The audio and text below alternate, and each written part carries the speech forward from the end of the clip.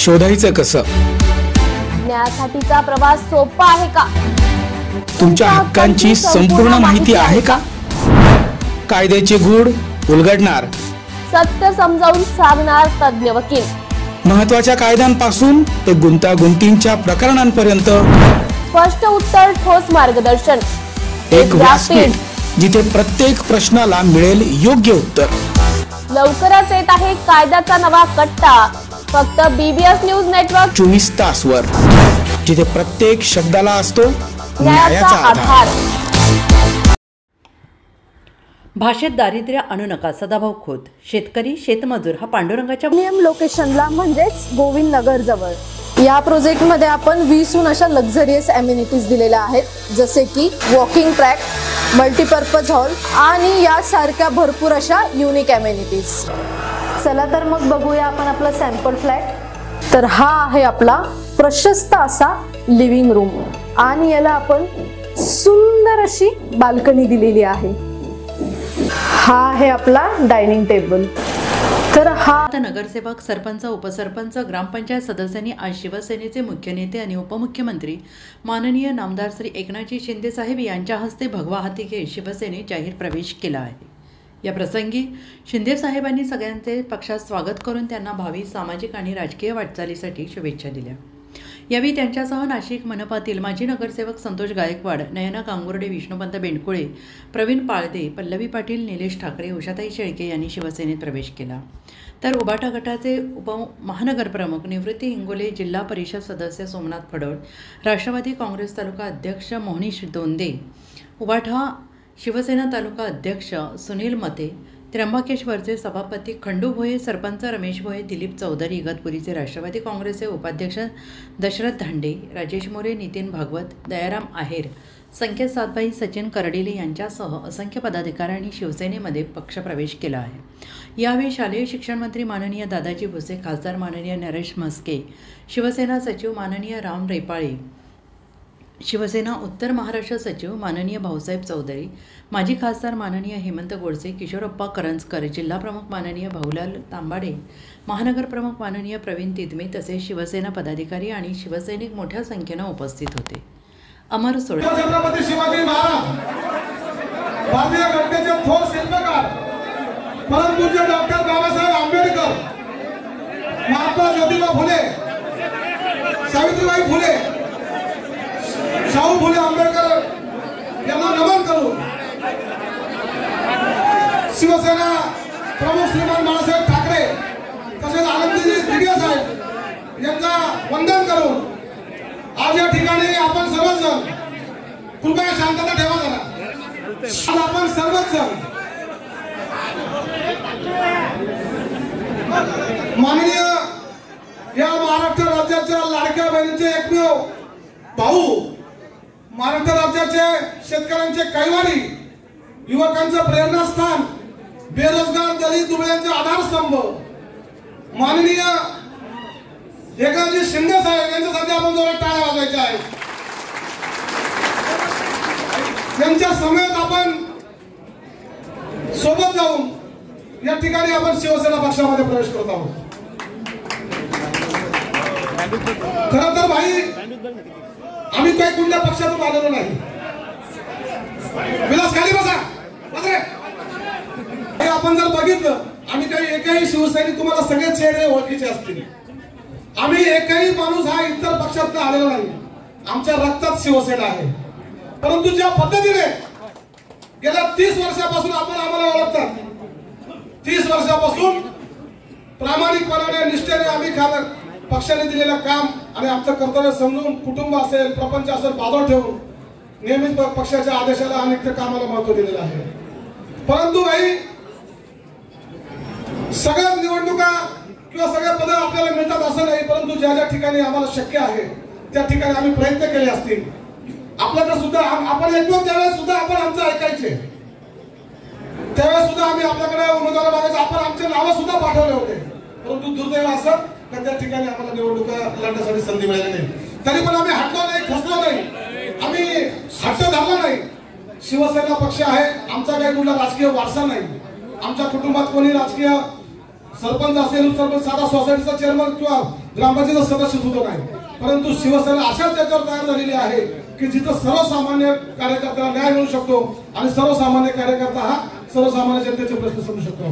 परंतु भाई एकाच व्यक्ती त्याला विधानसभा, एक नाही दोन दोन तीन तीन विधानसभा, एकच व्यक्ती त्याला महानगरपालिकेच्या उमेदवार, तोच व्यक्ती त्याला संघटनेचे पद, मग सर्वात महत्वाचं आणि त्या व्यक्ती परत आता आहे कुठे?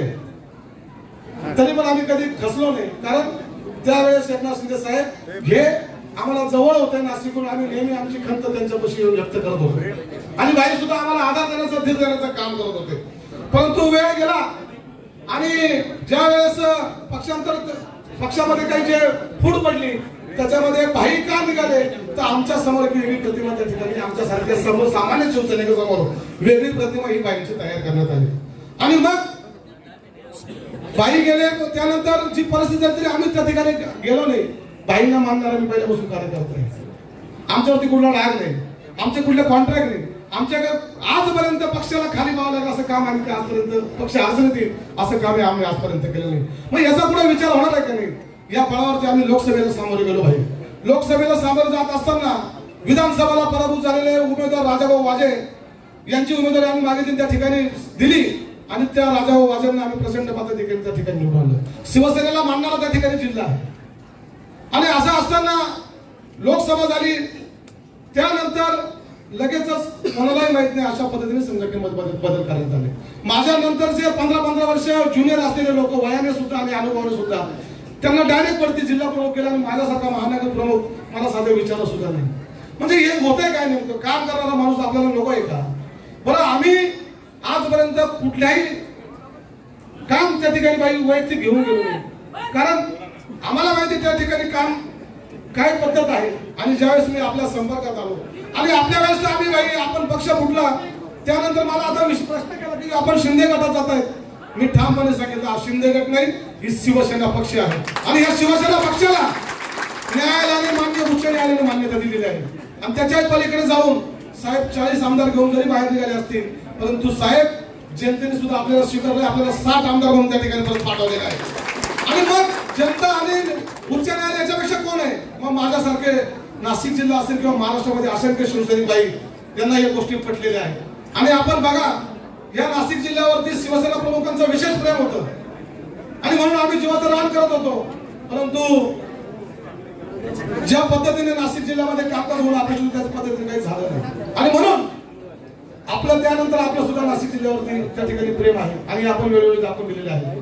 आम्ही एवढं पक्ष फुटून आम्ही आपल्या रस्त्यावरती उतरलं आंदोलन केलं असतील, लोक त्या गोष्टी केल्या असतील, परंतु भाई आपण मात्र शिवसैनिकांना ओळखण्यामध्ये कधीच कमी पडलेले, आपण काय मोलाचा मोठेपणा दाखवलेला आहे आणि आदराने त्या ठिकाणी शिवसैनिकांचा सन्मान बाईने केलेला आहे. माझ्यासारखा शिवसैनिक बाईंच्या संपर्कात गेलो, घरी गेलो, विचार केला जावा कसं जावं, काय म्हणतील, बाईंना निमंत्रण द्यायला गेलो, बाईने त्या ठिकाणी मला बसवलं चहा. अमर सोळंके, BBS न्यूज, नाशिक.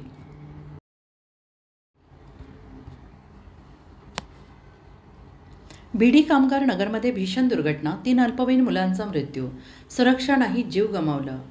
संतप्त नागरिकांचा रास्ता रोको, बिल्डरवर कारवाईची मागणी. बीडी कामगार नगर येथे रविवारी दुपारी कंत्राटी बांधकामस्थळी खोल पाण्यात बुडून 3 अल्पवयीन मुलांचा दुर्दैवी मृत्यू झाला आणि या ठिकाणी कोणतीही सुरक्षा यंत्रणा, वॉचमन वा सावधानतेचे फलक नव्हते आणि ही बाब गंभीर असून स्थानिक रहिवाशांनी संताप व्यक्त करत रास्ता रोको आंदोलन केलं आहे. पोलिसांचा मोठा बंदोबस्त घटनास्थळी तात्काळ दाखल झाला आहे आणि परिस्थिती नियंत्रणात आणली आहे.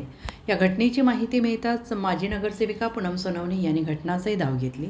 त्यांनी मृत मुलाच्या कुटुंबियांची भेट घेतली. बिल्डर आणि कंत्राटदारावर कठोर कारवाई करण्याची मागणी केली. पोलिसांनी संबंधित बिल्डरला तात्काळ ताब्यात घेऊन आडगाव पोलीस स्टेशन येथे नेलं आहे आणि या प्रकरणी गुन्हा दाखल करण्याची प्रक्रिया सुरू असून आरोपींवर पुढील कायदेशीर कारवाई करण्यात येते आहे. आज अमृतधाम परिसरामध्ये काल सकाळी 11 वाजेपासून सकाळी 10 वाजेपासून मुलं घरातून गेले होते. 11 वाजेला ह्या ठिकाणी ह्या मोठ्या खड्ड्यामध्ये जे काही बिल्डरनी हा जो समोर त्याच्या कन्स्ट्रक्शनसाठी मोठा खड्डा करून ठेवलेला आहे, त्याला कुठल्याही प्रकारचा गेट त्यांनी या ठिकाणी दिलेला नाही आहे, हा वॉचमॅनसुद्धा नाही आहे. अशा निष्काळजी बिल्डरला प्रथमतः तर मी अटक करण्यासाठी या ठिकाणी आंदोलन केलं आहे. परंतु आमच्या बीडी कामगार परिसरातील गोरगरीब कुटुंबातील हे 3 मुलं होते आणि 3ही लहान मुलं होते 13 ते 12-13 वर्षाचे मुलं होते. या मुलांचा निष्पाप बळी त्या खड्ड्यामध्ये गेलेला आहे. अशा बिल्डरवरती कारवाई करण्यासाठी आज सकाळी 8 वाजेपासून मी या ठिकाणी बसलेले. पूर्ण वाहतूक ठप्प झालेली, तरी देखील पोलीस प्रशासन यामध्ये बिल्डर आता 10 मिनिटापूर्वी उपस्थित झालाय, परंतु अजूनही बिल्डरवरती कुठल्या प्रकारची कारवाई होत नाहीये. बिल्डरला कुठल्या प्रकारे त्यांनी अजूनही अटक केलेली नाही. जोपर्यंत या ठिकाणी बिल्डरला उचलल्या जात नाही, त्याला आमच्या समोर बेड्या टोकून या ठिकाणी घेतल्या जात नाही किंवा त्याने या ठिकाणी सर्व लोकांची माफी मागून त्याला इथून पायी चालत या पोलीस स्टेशनपर्यंत त्याची दिंड काढण्यात यावी. त्याच्या पुढून प्रशासनाने जी कारवाई करायची ती करण्यात यावी. ही 3 मुलं आहेत, ज्यांचं अनुक्रमे नाव साई उगले, साई जाधव आणि साई गरड. अशी 3 मुले घरातून बाहेर पडली होती सकाळी खेळण्यासाठी, परंतु 4 ते 5 वाजेपर्यंत परत नाही आले. त्यानंतर पालकांनी त्यांचा खूप शोधण्याचा प्रयत्न केला आणि रात्री घेऊन आमच्या इकडे FIR दाखल केलेली आहे. आणि सकाळी आमच्याच कॉन्स्टेबलला एका कन्स्ट्रक्शन साईटवर थोडे जे पाण्याचा गड्डा होता, त्या म्हणजे 10 ते 15 फूट पाणी आहे, तर अशा गड्ड्यामध्ये त्याच्या बाजूलाच त्या तिघांची कपडे दिसली. त्यांच्या पालकांना आणून दाखवले असता ते पालकांनी ओळखली. नंतर अग्निशामक दलाच्या वतीने ती ज्याला बॉडी काढल्या तर त्यांनी ते पटलेले आहेत की 3 मुलं तीच आहेत. मॅडम, रास्ता रोको करण्यात आलेली काय नेमकी कारण आहे? कोणाकोणावर गुन्हा दाखल? आमच्याकडे म्हणजे मिरची हॉटेलच्या जवळ जो रास्ता रोको केलेला आहे, तर यांच्या अनुषंगाने लोकांचं म्हणणं आहे की बिल्डरवर गुन्हा दाखल करा आणि त्याच्यावर कायदेशीर कारवाई झाली पाहिजे. त्या अनुषंगाने विजय शेकलिया जो बिल्डर आहे आणि त्याचा जो कॉन्ट्रॅक्ट घेतला आहे आकाश गायकवाड, या दोघांनाही आम्ही ताब्यात घेतलेला आहे, अरेस्ट केलेला आहे. त्यांना आज कोर्टासमोर प्रोड्यूस करत आहोत.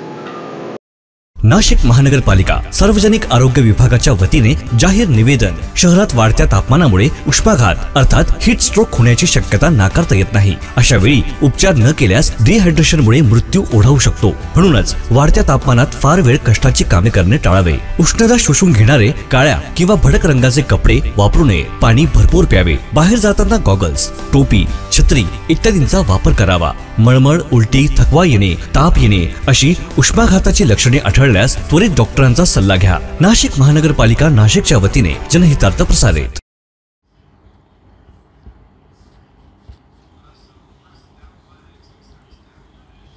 नाशिक महानगरपालिका या ठिकाणी आयुक्त खत्री मॅडम यांना प्रभाग क्रमांक 12 येथे सतत कमी दाबाच्या पाण्याच्या समस्या भासत आहेत. महत्त्वाचे काही परिसरात नवीन पाण्याची पाईपलाईन टाकून सुद्धा पाणी येत नाही. विसेमळा, पारिजात नगर, आनंदवन कॉलनी, शिर्केमळा, येवलेमळा, कृषीनगर ट्रॅक अशा सर्वच ठिकाणी पाण्याच्या समस्या आहेत. नागरिक रोज विकत पाण्याच्या टँकर घेत आहेत. तसेच रस्त्यावरील खड्डे, यामुळे होणारे ॲक्सिडेंट याची दखल पटकन घ्यावी. प्रभागाचे नागरिक या ठिकाणी उपस्थित होते. श्री प्रशांत भाऊ जाधव, श्री अशोक आहेर, श्री विनायक येवले, श्री सतीश भावे, श्री अनिकेत शिंदे, लाला येवले, संजय कातकाडे, रोशन पालवे, विक्रांत पुरोहित, श्री रंजन चिपळूणकर. या निवेदनाचं आयोजन श्री विनोद दिनकर येवले, सौ वर्षा विनोद येवले यांनी केलं. नाशिक महानगरपालिकेचे आयुक्त तथा प्रशासक अतिरिक्त आयुक्त करिश्मा नायर, अतिरिक्त झगडे मॅडम, जखमी मॅडम तसेच जनतेकडून कर वसुलीची भाषा करतात, दडपशाही आणि जप्तीची भाषा करतात, दडपशाहीसाठी कारवाई करतात. पोलीस स्टेशनमध्ये सामाजिक कार्यकर्ते गुन्हे दाखल करतात का, याची जबाबदारी कोणी घ्यायची? खड्ड्यात रस्ता की रस्त्यात खड्डे हा नागरिकांचा प्रश्न आहे. उत्तर द्या नाहीतर राजीनामे द्या, एकच मागणी आता नाशिककर करत आहेत. आपल्या प्रशासकीय कारकिर्दीत नागरिकांवर फक्त गोळीबार करण्याचे बाकी राहिलेले आहे असं मला वाटतं. आपल्या या हुकमी आणि जुलमी कार्यकर्ते यांची आशा अपेक्षा आपण पूर्ण करणार आहात असं वाटतं, असा संतापजनक सवाल नागरिक करत आहेत. BBSचे संचालक भरत गोसावी यांनी कॉलेजच्या संपूर्ण भागाची पाहणी करून परिस्थिती जाणून घेतली. आयुक्त महोदयांना विनंती करतो की या देशामध्ये आपणच कलिका आहात, दुर्गा आहात आणि तारणहारही आहात.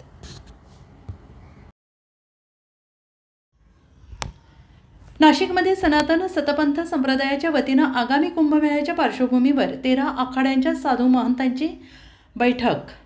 नाशिकमध्ये होणारा आगामी कुंभमेळा नाशिक आणि त्र्यंबकेश्वर येथील 13 आखाड्यांच्या साधू महंतांनी एकत्र येऊन आपापसातील वादविवाद विसरून प्रशासनाला योग्य मार्गदर्शन करून यशस्वी करावा आणि नाशिकच्या कुंभमेळ्याच्या नवीन आदर्श समाजासमोर ठेवावा असे मत नाशिक आणि त्र्यंबकेश्वर येथील कुंभमेळ्याच्या पार्श्वभूमीवर त्र्यंबकेश्वर येथील 10 आणि नाशिक येथील 3 आखाड्यांच्या साधू महंतांच्या बैठकीत व्यक्त करण्यात आले. प्रशासनातर्फे प्रयागराज येथील कुंभमेळा खूप यशस्वी झाल्याचं सांगितलं असलं तरी संत महंतांना या ठिकाणी अनेक समस्यांना तोंड द्यावं लागतंय. अशा प्रकारच्या समस्या नाशिक आणि त्र्यंबकेश्वर येथील कुंभमेळ्यामध्ये येऊ नयेत यासाठी आत्तापासूनच प्रशासनाला सूचना करण्याचं मत यावेळी ज्येष्ठ साधू महंतांनी मांडलेलं आहे. सनातन सतपंथ संप्रदायातर्फे साधू महंतांची एकजूट करून आगामी कुंभमेळा यशस्वी करण्याच्या उद्देशाने या बैठकीचं आयोजन करण्यात आलं आहे. आणि 1 महिन्यांपूर्वी महाराष्ट्राचे मुख्यमंत्री देवेंद्र फडणवीस यांनी नाशिक येथील जिल्हाधिकारी कार्यालयामध्ये साधू महंतांची बैठक घेऊन कुंभमेळ्याच्या तारखा जाहीर झाल्यानंतर धार्मिक व्यासपीठावर मोठ्या प्रमाणावर झालेली ही पहिलीच बैठक अत्यंत महत्त्वपूर्ण मानली जाते आहे.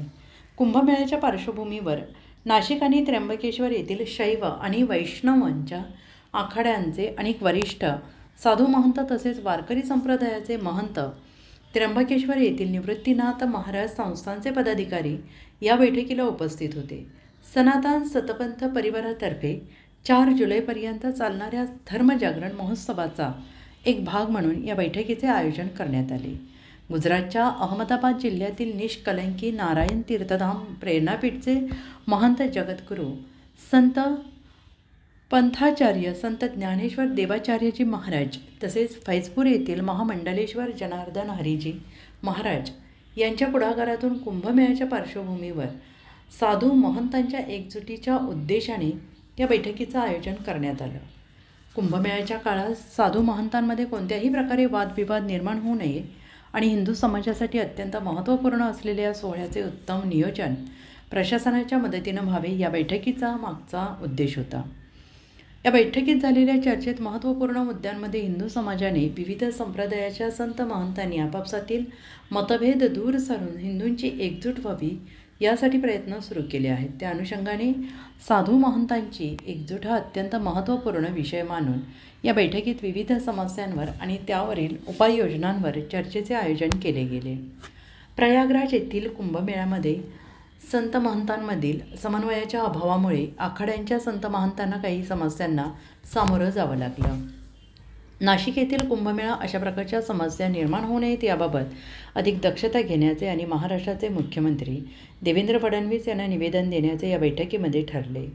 नाशिकमधील कुंभमेळ्याच्या दृष्टीने प्रशासनाने वेगाने कामाला सुरुवात करावी. अद्याप ज्या पद्धतीने कुंभमेळ्याच्या कामाला वेग येणे अपेक्षित आहे त्या तुलनेत प्रशासनाच्या हालचाली अत्यंत कमी आहेत असा नाराजीचा सूर देखील यावेळी संत महंतांनी बोलून दाखवला आहे.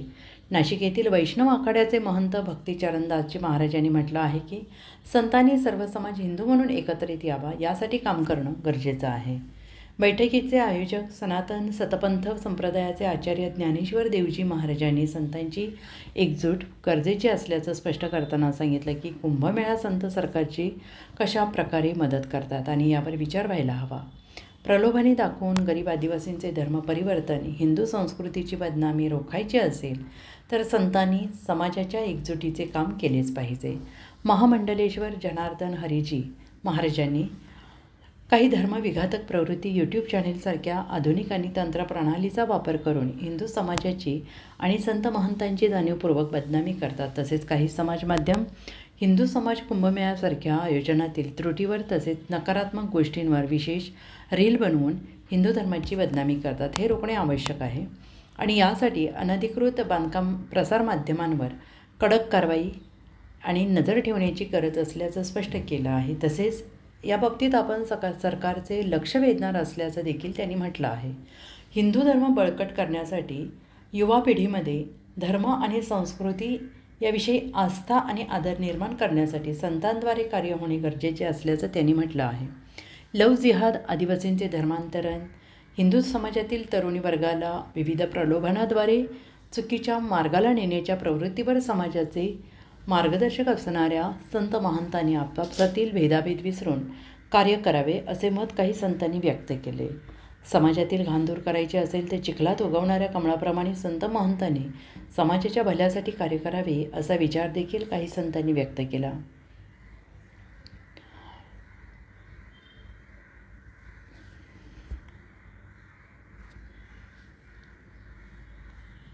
कुंभमेळ्यामध्ये उज्जैन स्थितीत दशनाम गोसावी समाजग्रस्ती आश्रम हा नवीन आखाड्याचे नाव आणि सहभागी झाला आहे. त्यामुळे दशनाम गोसावी समाजातील ग्रस्ती लोकांनाही कुंभमेळ्यामध्ये सहभागी करून घेण्यात आलेला आहे. 13 आकड्यांप्रमाणे मानसन्मान दिला जाणार आहे, अशी माहिती BBS न्यूजचे संचालक भरत गोसावी यांनी दिली आहे.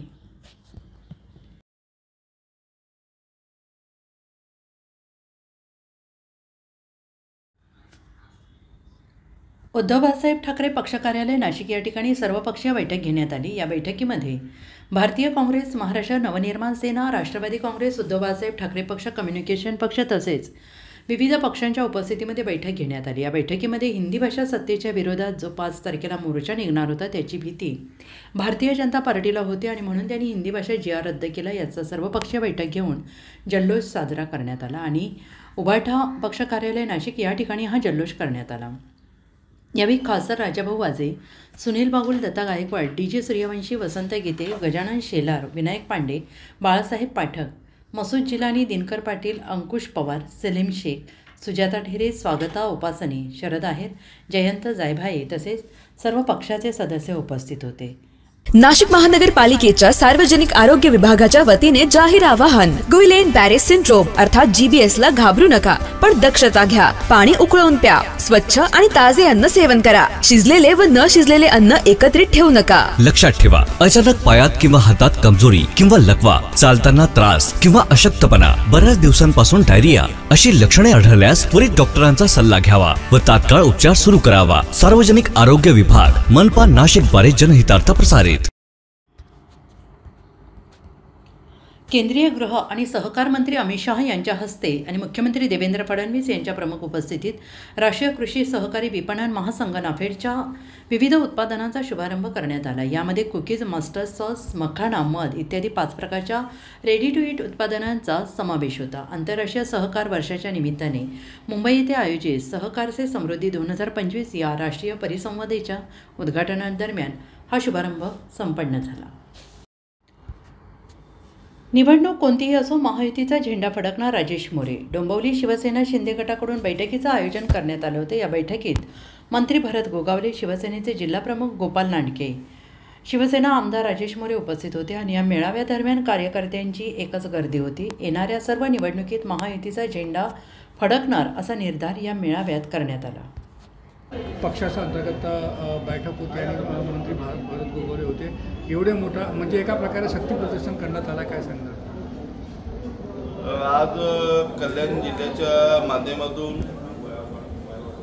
डोंबिवली येथे होरायझन हॉल येथे शिवसेना पक्षाचा आढावा बैठक आणि मेळावा होता. येणाऱ्या महापालिकेच्या निवडणुका, पंचायत समिती असतील, जिल्हा परिषद असतील, नगर परिषद असतील, या संपूर्ण आलेल्या निवडणुका आणि या संदर्भात आढावा घेण्यासाठी, कार्यकर्त्यांची हितगुज करण्यासाठी या डोंबिवलीमधील होरायझन हॉलमध्ये मोठ्या प्रमाणात हा मेळावा घेण्यात आला. कार्यकर्त्यांनी संवाद साधला गेला. महाराष्ट्र राज्याचे कॅबिनेट मंत्री सन्माननीय भरत गोगावले साहेब हे मार्गदर्शक होते. अध्यक्ष आमचे जिल्हाप्रमुख गोपालजी लांडगे साहेब होते आणि अतिशय भव्य दिव्य असा शिवसेनेचा मेळावा झाला. कार्यकर्त्यांची प्रचंड मेहनत, उत्साह तुम्ही बघितला असेल. एवढ्या मोठ्या प्रमाणात गर्दी झाली. मी मनापासून कार्यकर्त्यांचा आभार मानतो आणि त्यांना शुभेच्छा देतो. या बैठकीत काय निर्धार करण्यात आला? निर्धार काय केला? एकच नारा आहे की आलेल्या या निवडणुका आपण कशा प्रकारे आपला महायुतीचा झेंडा फडकेल याच्यासाठी प्रचंड मेहनत करून प्रयत्न करायचे.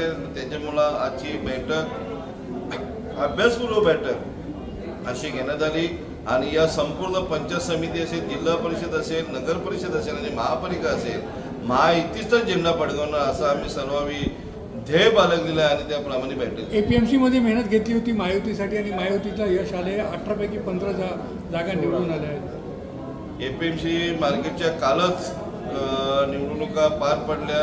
मतदान काउंटिंग पण झालेले आहे. महाराष्ट्र राज्याचे मुख्यमंत्री देवेंद्रजी फडणवीस साहेब, महाराष्ट्राचे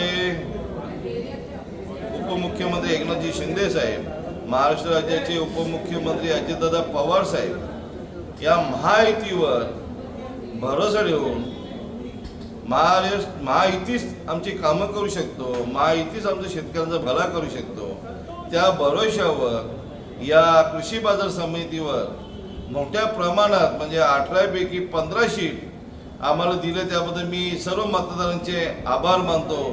कारण विश्वास त्यांना आमच्यावर आहे की महायुतीच सरकार आमच्याकडे काहीतरी करू शकतो, त्याच्यामुळं आम्हाला ते भरभरून यश देत आहे. थँक्यू.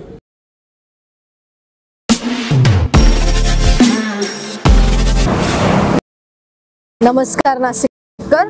आज आपण आहोत ललित रुंठा ग्रुप यांच्या रुंठा फ्लोरेन्झा या प्रोजेक्टला. तर हा प्रोजेक्ट आहे प्रीमियम लोकेशनला म्हणजेच गोविंद नगर जवळ.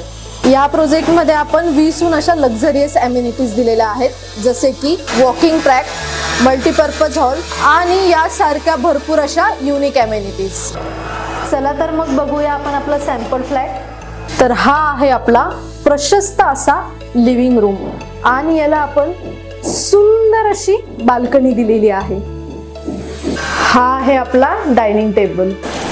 तर हा आहे आपला किचन एरिया आणि आपण इथे किचन चॉपिंग काउंटर वेगळं दिलेलं आहे.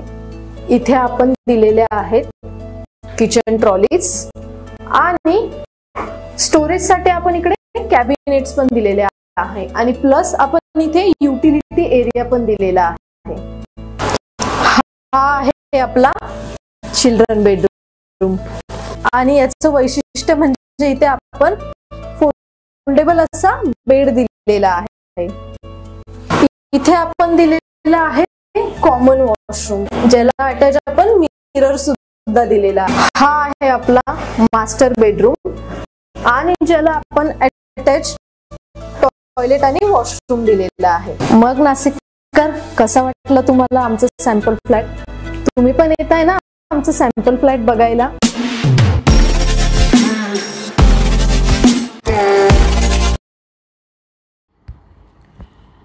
मनसे नेते संदीप देशपांडे यांची पत्रकार परिषद. कसं बघता याकडे? मला असं वाटतं त्यांना मुळात आमची भूमिका समजली आहे की नाही हा प्रश्न आहे. कारण काँग्रेसला कधी आमची भूमिका, राष्ट्रीय पक्ष कुठलाही असो, मला असं वाटतं यांना या भूमिका त्या वेगवेगळ्या ठिकाणी वेगवेगळ्या पद्धतीने घेतात. आज काँग्रेसची कर्नाटकमध्ये काय भूमिका आहे? त्यांनी त्रिभाषा सूत्री लागू केली आहे का? ज्या वेळेला मेट्रोमध्ये हिंदी 3 भाषा सूत्र वापरायचा प्रयत्न केला त्याही वेळेला काँग्रेसचा विरोध होता त्यावेळेला. त्यामुळे कर्नाटकमध्ये एक भूमिका, महाराष्ट्रात एक भूमिका, असं करून काँग्रेसला चालणार नाही. आणि काँग्रेसची 2009ला काय भूमिका होती? ज्या वेळेला इथल्या स्थानिक भूमिपुत्रांना नोकरी मिळाली पाहिजे ही आमची भूमिका तेव्हाही होती, आजही आहे.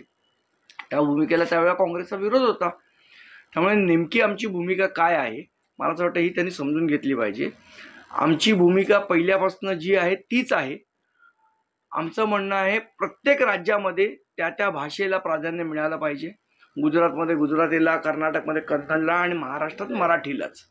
ही आमची भूमिका आहे. या भूमिकेच्या विसंगत त्यांची काय भूमिका आहे त्यांनी ती स्पष्ट करावी. मुळात आमची भूमिका समजून घेणं गरजेचं आहे त्यांनी.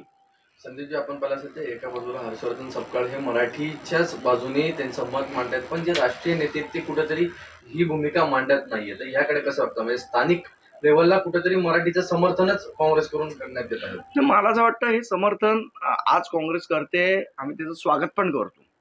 पण मुळात काँग्रेसची ही भूमिका नाही आहे, आपण लक्षात घेतलं पाहिजे. कुठल्याच राष्ट्रीय पक्षाची नाही. काँग्रेस कशाला, भाजप असो किंवा काँग्रेस असो, दोघंही राष्ट्रीय पक्ष आहेत आणि त्यांना हे स्थानिक भाषेला जे प्राधान्य मिळतं किंवा स्थानिक भाषेचा जो मुद्दा असतो त्याला कधीच या लोकांचा पाठिंबा नव्हता. आता ठीक आहे, थोडंसं वातावरण बदलल्यामुळे असेल कदाचित काँग्रेसने नमती भूमिका घेतली. पण एकंदर पाहायला गेलं तर या सगळ्यामुळे एकीकडे ठाकरे बंधू एकत्र एका मेळाव्यासाठी येत आहेत. खूप लोक असे विरोधक म्हणत होते की सत्ताधारीमध्ये पण चर्चा होती की या दोघांना एकत्र येऊ द्यायचं नाही म्हणून षडयंत्र अनेक लोक करतात. ह्याच्यात कुठे ना कुठे विरोधकांमधून पण काही लोक आहेत असं तुम्हाला वाटतं का या सगळ्या गोष्टींवर?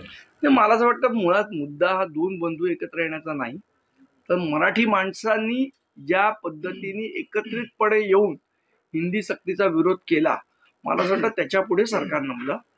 हा जो विजय आहे हा मराठी माणसाचाच विजय आहे.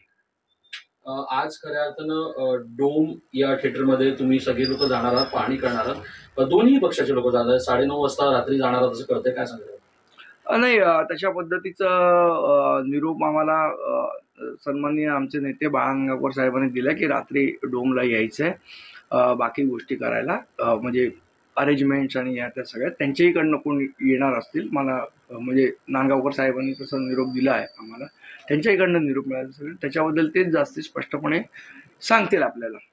संदीपजी, एक सगळ्यात महत्वाची गोष्ट ही आहे की अनेक ठिकाणी खरं तर झेंडा नको, आमचा अजेंडा मराठी माणसाचा आहे असं मनसे अध्यक्षांनी सरकार शेतकऱ्यांना, लाडक्या बहिणींना विसरलेलं आहे. रोहित पवार या सरकारच्या काहीतरी लागलं होतं, या सरकारवरच्या डोक्यावर सुद्धा परिणाम झालेला आहे.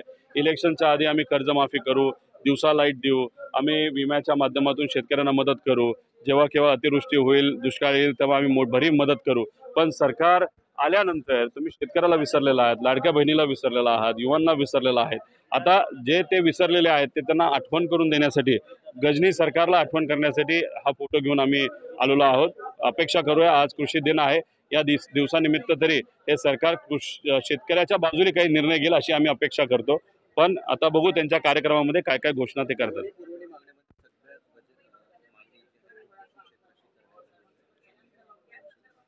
नाही, बघा, मला वाटत नाही की मोठी मागणी ही कृषी क्षेत्रासाठी त्या ठिकाणी करण्यात आलेली आहे. त्या बाबतीत आपण जर खोलात जाऊन बघितलं तर कदाचित याला आपल्या शक्ती मार्गाला मोठ्या प्रमाणात निधी देण्याचा काही तो विषय त्यांनी घेतलेला आहे आणि जेव्हा ते विषय सुरू होतील म्हणजे विभागने, आम्ही त्याच्यावर नक्कीच तिथं बोलू. पण ज्या पद्धतीने मदत ही शेतकरी, कष्टकरी, महिला, युवा आणि त्या विविध विभाग, आदिवासी, SC या सगळ्या विभागाला आणि तिथं सर्व लोकांना जी मदत मिळायला पाहिजे ती मात्र सरकारकडनं पैशाअभावी तिथं मिळत नाही. पण सरकार थांबतच नाही. 9.5 लाख कोटीवर आता लोन हे कर्ज सरकारचं त्या ठिकाणी गेलेलं आहे आणि सर्व रेकॉर्ड हे पुरवणी मागण्यांचे हे सरकार तोडत चाललेलं आहे. म्हणजे अतिशय दुर्दैवी गोष्ट आहे. हे जे काय बॅलन्स शीट आहे ते बॅलन्स शीट सरकारचं अतिशय वाईट परिस्थितीमध्ये आज आहे. काय आरोप करतात? देवेंद्र फडणवीस यांनी महाराष्ट्राच्या हिताचा निर्णय घेतलाय. राम कदम.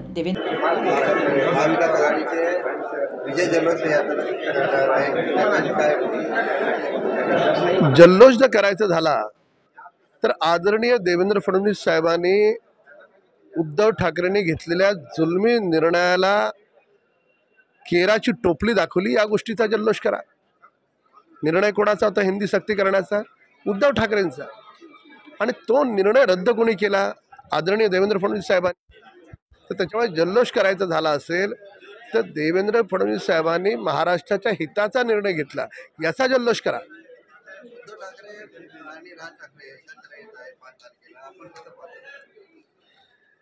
ज्या उद्धव ठाकरेंच्या खासदारांच्या विजयी मिरवणुकीमध्ये पाकिस्तानचे झेंडे दिसले तर राज ठाकरेंना आवडणार आहे का?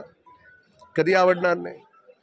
काँग्रेसच्या सोबत आहेत आणि राज ठाकरे आता हिंदुत्वाची भाषा बोलतात, दोन्हीचं समीकरण जुळतं का? कधीच जुळणार नाही. तर त्याच्यामुळे झेंडे पाकिस्तानचे, भाषा काँग्रेसची, सावरकरांबद्दल राहुल गांधी काही बोलले तर हे गप्प राहतात. तर एकंदरीतपणे ही बाळासाहेबांच्या विचाराला सोडलेली ही उभाटा आहे.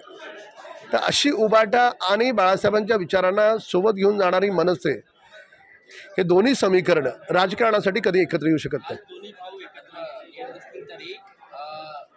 त्याचा महायुतीमुळे आम्हाला फरक पडत नाही.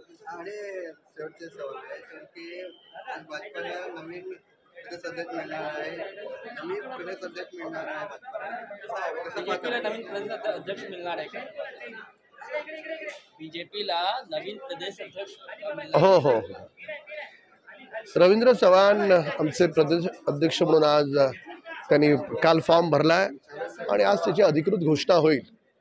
आणि अतिशय मनमिळावू, कार्यकर्त्यांना समजून घेणारे, अहोरात्र पक्षासाठी झटणारे असे ते कर्मठ कार्यकर्ते आहेत.